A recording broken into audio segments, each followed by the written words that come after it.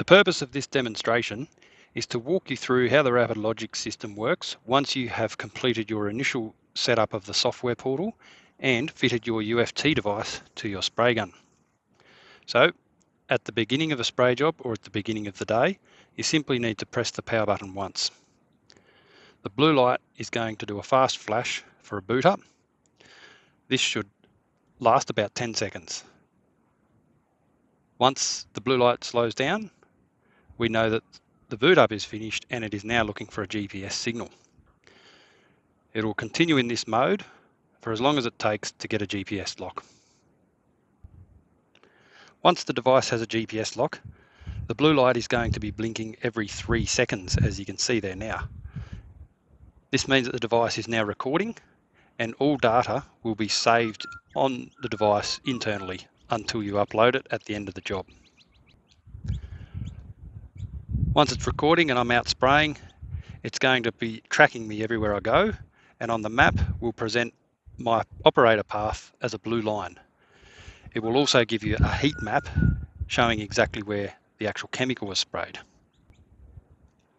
If I would also like to map certain weeds or targets as I'm spraying them, I can use the buttons at the top here, button 1, 2 and 3.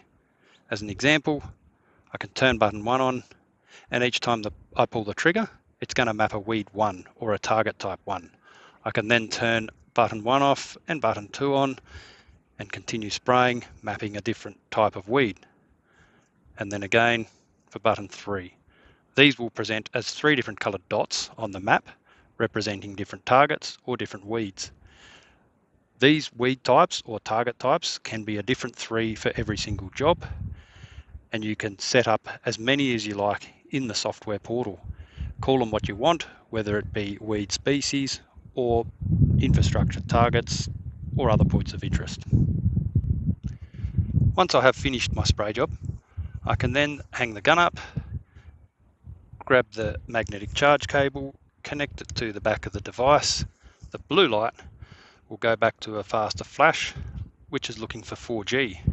Once it has a 4G signal, it will lock on whilst it does its data upload. Once the data upload is finished, the blue light will go back to a flash again. The red light is confirming I have a power connection. Now that the data upload has finished, we can go into the web portal and assign that data to a spray job, which we will show you from the web portal. If, however, I am still out of range and there is no 4G service, this does not matter.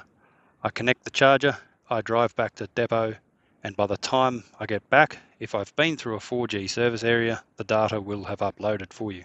The data recorded and uploaded by your UFT hardware device can be found in the Rapid Logics portal under the Unassigned Device Logs section.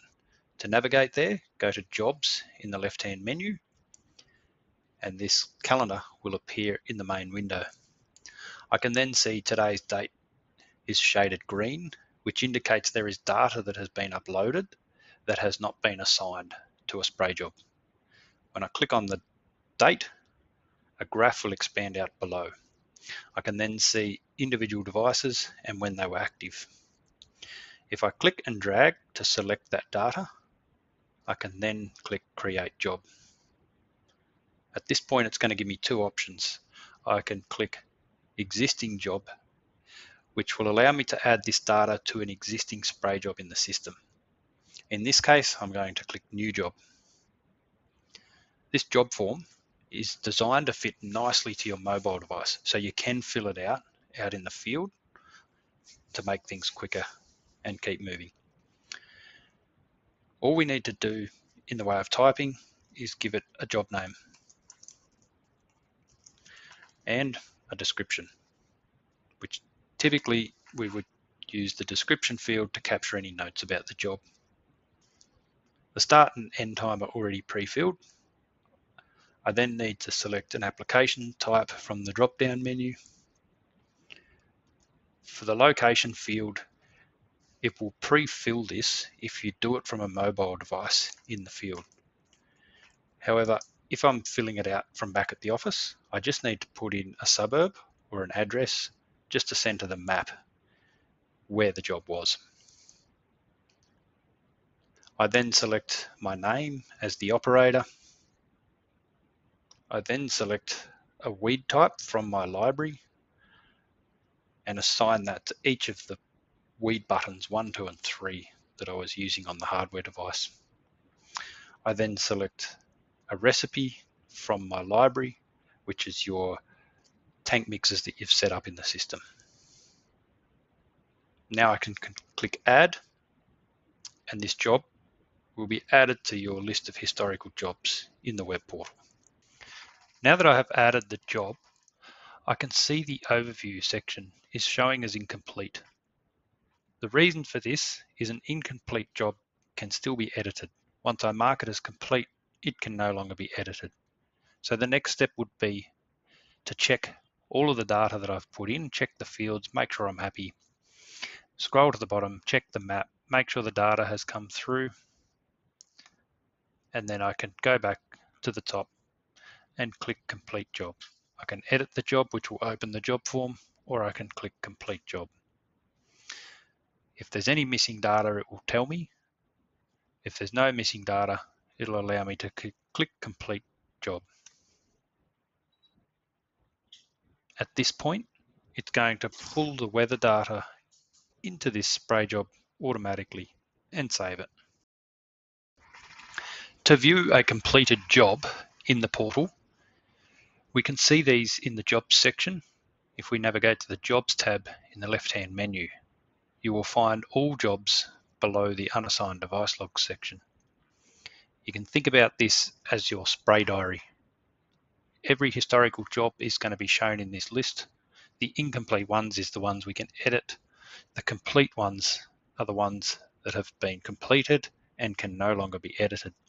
I can use the search function to find jobs, or I can sort by start time, end time, etc. The top job is the one that I completed most recently. If I click on that, we can view all of the data associated with this job. Starting with the overview, gives us all the data we put in the job form, and the volume sprayed is calculated by the UFT device. The weather information is shown below, which is also automated. It has the weather information for the start of the job and the end of the job, showing delta T, temperature, humidity, wind speed, and direction. I can then scroll further down to the map and view the data. I can use the filters button in the top right corner of the map, which will allow me to turn on and off different layers. We have the operator path as a blue line. We have the heat map as where the chemical was dispersed. I can scale that to show me a clearer picture. And then we have the individual weed types as the colored dots, which I can turn on and off. The legend at the bottom also shows us what those weed types are, and if I click on any point of those on the map, it will also tell me the weed type, when it was sprayed, and how much. If I would like to extract this data, I have a number of options. I can click the export button, which will give me the raw data in a CSV file, which I can use for other GIS systems. If I would like to print a report to pass on to someone that doesn't have access to this system, we can position the map using the filters button to paint the picture how I would like it, and then scroll back to the top, hit the three dots, and click Generate Report.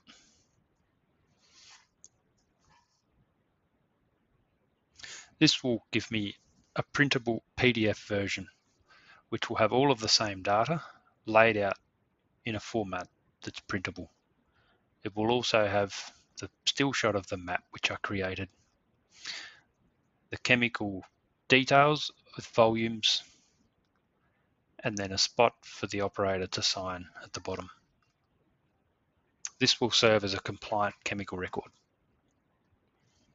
If I'd like to share this data to another organisation that uses the RapidLogix software system, we can also do that. We can click the three buttons at the top, click Share Job,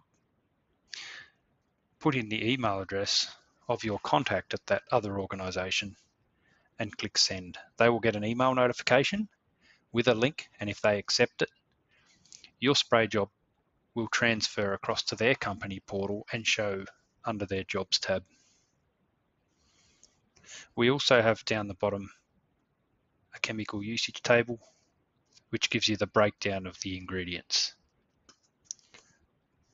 The setup video will tell you how to create a recipe in the RapidLogix portal, which we put the mix ratios in. The UFT device measures the volume including the water, so this is a calculation based off those chemical mix ratios that you've entered into the recipe. The operator comparison simply shows you how much each operator put out if you have multiple operators on this spray job. If I would like to report on area sprayed, I can also hit the three dots at the top here and click Update Spray Area. This will allow me to put in a nozzle width or a boom width. If I'm using a boomless nozzle, a boom buster, or a folding boom, we can put in a width, which will then, when we set it, show a calculation of the area covered.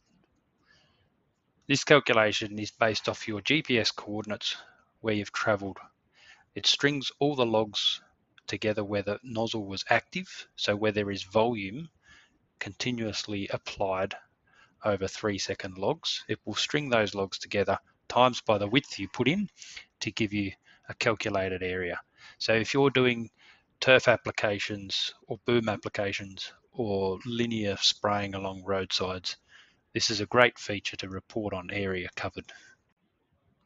The dashboard section of the RapidLogix portal is great for viewing your chemical usage across your entire spray fleet over a given period of time. At the top, we can select a date range. We can select anything up to 12 months. When we hit search, it will present each recipe in our system as a column on this graph. So in that given period of time I've selected, there are 2 recipes showing, and I can see the volumes of each. So each column in this graph is a recipe, and the individual blocks of color within those columns are individual chemicals. If I want to see how much of one chemical I have used, I can hover over this yellow one, which I can see is in both recipes. So if I hover over that yellow block, it's going to give me a total across both recipes, the whole entire spray fleet across that given period of time. This is really useful for running your chemical inventory control, knowing how much you've used, or forecasting what you may need for the next year's season. We also have a snapshot here of the operators that have been active. I can select a month and then hit search, and it's going to tell me which spray operators have been spraying how much across that month. And then for the active jobs, it's just a snapshot of which jobs have been active in that time. Another feature of the RapidLogix portal is the target map. This target map allows us to search a given area, geographical area of a particular type of weed or target that I have been targeting over a given period of time.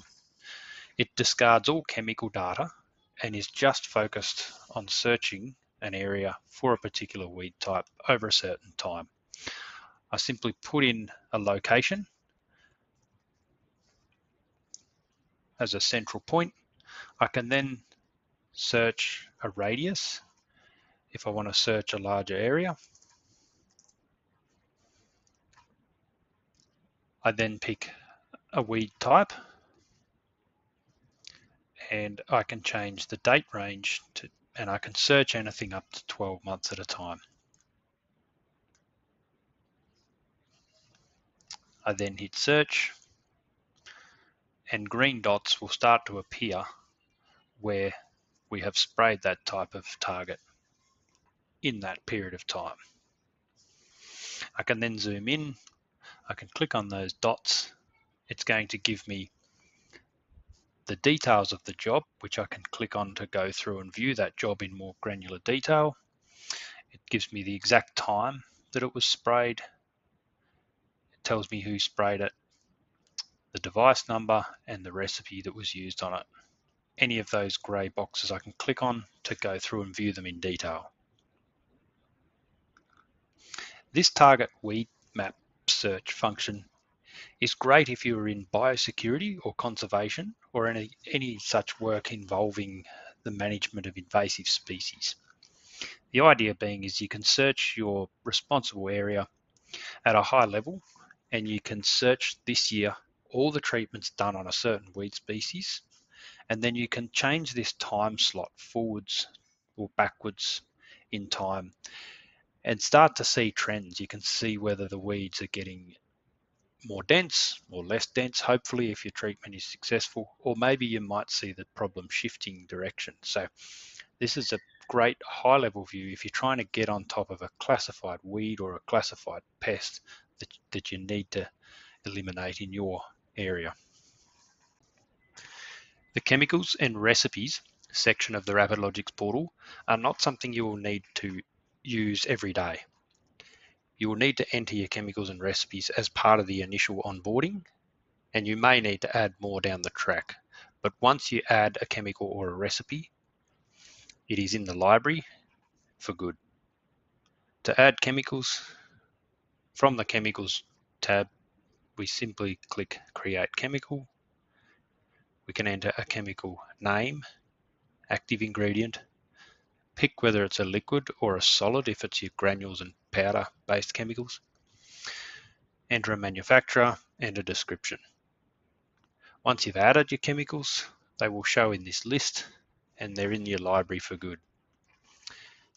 For your recipes, once you've added the chemicals, you can then use them to build recipes. As you can see here, we have a list of existing recipes. I can create a new one by clicking the Create Recipe. I can enter a name, a description, and then we can begin adding those individual chemicals that we've already added. So I pick the chemical and I put in the concentration ratio. If you're in Australia, it'll be set up as milliliters per 100 litres. If you are in the US, it'll be set up as ounces per gallon. We can enter as many as we like and put in a mix ratio for each. Once we've finished and we click add, it'll show in this list here. A lot of our clients love this as it gives them a quick reference to their favorite tank mixes. If you've got new employees starting, you can tell them to refer to a certain recipe here, and at a glance we can see what 4 chemicals or 3 chemicals we're putting in at what ratios. This saves a lot of time reading multiple different chemical labels and the potential for mistakes. So think about it as a standard operating procedure and a quality control measure. Now we're going to navigate to the target section of the portal. This is where you can add a new weed species or a target type that you wish to map using the buttons 1, 2, and 3 on your hardware UFT device. To add a new one, we can click Add Target up the top right-hand corner, and we can add a name, a species, a description, and you can also drag in an image if you want to. Once you've added it, these can then be selected against a weed button in the job form for any job in the future. Many clients in biosecurity or conservation choose to enter weed species for mapping these weeds. However, we do have many applications where in vegetation management they need to map certain pieces of infrastructure. As an example, a spray contractor in a railway corridor may be spraying climbing weeds on power poles that impose a risk. They can spray them and map them at the same time, and those power poles with the weed risks on them can then be mapped and reported back to the authority. This is the users section of the portal. This is where an organisation administrator can add new users to your system. They can click add, enter a first name, a last name, an email address, which is where the invite will be sent, and then you can choose 3 levels of access that you want to grant to them. If you grant them org administrator rights, they will be able to do everything, including invite new people. If you give them the next level down, they'll be able to do everything except for invite new people. And if you give them the lowest level, all they will be able to do is add their own jobs and view their own jobs. They will not be able to see company-wide data. This is useful if you want to loan hardware devices to people outside of your organisation, for example, a spray contractor, that you want to capture data but not have them view company-wide data. When we navigate to the devices section of the portal, we can see a list of UFT devices that are registered to our organisation. If you purchase more hardware devices to add to your sprayer fleet, you can simply click Activate Device. You then enter the device ID and the activation token, which will be supplied with the hardware. Once it's added to the list, they will show here, and we can then click on a device to see further details. We can see on the right-hand side, there's a list of associated jobs with that device. So jobs in the past that device was used on. On the left-hand side, we have an overview. This shows us certain details and settings with this hardware device. We can also edit certain fields. For example, the logging period, we set it at 3 seconds as standard, as this provides good visual data. But if you wanted to do something like fire ant nest injection, where you would stand on the one spot and inject for a long period of time, rather than have it log every 3 seconds, you can change that out to 60 seconds or whatever you need to. Another item you may want to edit is the sleep timeout. The device will go to sleep if no volume goes through it for 30 minutes. If you're doing lots of driving or walking between jobs and this is a problem, then you can change the sleep timeout to a longer period of time, bearing in mind that this will consume more battery power. Another field you may want to edit is the alias. This is the device name. Each hardware device has a UFT number printed on the front. In this case, UFT 136 is printed on the front of the hardware piece, and this is how we can identify it. We recommend not removing that number. However, you can put a name after it to help the software users identify it. You can put a person's name, or you can put a fleet number, or you might put a vehicle registration number there, something useful to help the people in the software end of it identifying which hardware piece it was used in the field.